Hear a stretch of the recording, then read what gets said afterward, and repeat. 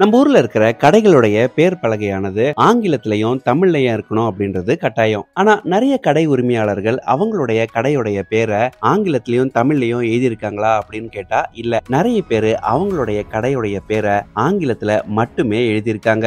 இப்படி கடையுடைய பேரை ஆங்கிலத்துல மட்டுமே எழுதியிருக்கிற கடை உரிமையாளர்களுக்கு நம்ம சென்னை கார்ப்பரேஷன் ஒரு ஆப் ஒண்ணு வைக்க போறாங்க. என்ன அந்த ஆப் அப்படின்னு பாத்தீங்கன்னா, எந்தெந்த கடைகளுடைய பேர் எல்லாம் ஆங்கிலத்துல மட்டுமே குறிப்பிடப்பட்டிருக்கோ அந்த கடைகளுடைய லைசென்ஸை கேன்சல் பண்ணுவோம் அப்படின்ற மாதிரி நம்ம சென்னை கார்ப்பரேஷன் தெரிவிச்சிருக்காங்க. நம்ம சென்னையில இருக்கிற 15 ஜோன்ஸ்ல ஒவ்வொரு வருஷமும் நம்ம சென்னை கார்ப்பரேஷன் கிட்டத்தட்ட 70,000 கடைகளுக்கு லைசென்ஸை கொடுத்து வராங்க. இப்படி இவங்க லைசென்ஸை கொடுக்கும் போது அவங்க ஒரு விஷயத்தை வலியுறுத்தி தான் லைசென்ஸையே கொடுக்கறாங்க. அதாவது உங்க கடையுடைய பேரை நீங்க ஆங்கிலத்திலயும் வைக்கணும், தமிழ்லயும் வைக்கணும் அப்படின்ற மாதிரி குறிப்பிட்டு தான் அவங்க லைசென்ஸை கடை உரிமையாளர்களுக்கு கொடுக்கறாங்க. பெரும்பாலும் இதை ஃபாலோ பண்றாங்க. ஆனா ஒரு சிலர் அவங்களுடைய நேம் போர்டை ஆங்கில மொழியில மட்டுமே வைக்கிறாங்க. கூடிய சீக்கிரமே ஆங்கில மொழியில மட்டும் பேர் பலகை வைத்திருக்கும் கடைகளா பார்த்து அவங்களுக்கு நம்ம சென்னை கார்ப்பரேஷன் நோட்டீஸஸ் அனுப்ப போறாங்க. இப்படி நோட்டீஸஸ் வந்ததுக்கு அப்புறம் அவங்களுடைய பேர் பலகையில அவங்க தமிழ் மொழியை ஆட் பண்ணாம இருந்தாங்க அப்படின்னா அவங்களுடைய ட்ரேட் லைசென்ஸை கேன்சல் பண்றதுக்கான வாய்ப்புகளும் இருக்கின்ற மாதிரி சென்னை கார்ப்பரேஷன் தெரிவிச்சிருக்காங்க. அதனால நீங்க ஒரு கடை உரிமையாளரா இருந்தீங்கனாலோ இல்ல உங்களுக்கு தெரிஞ்சவங்க யாராவது கடை உரிமையாளரா இருந்தாங்கன்னா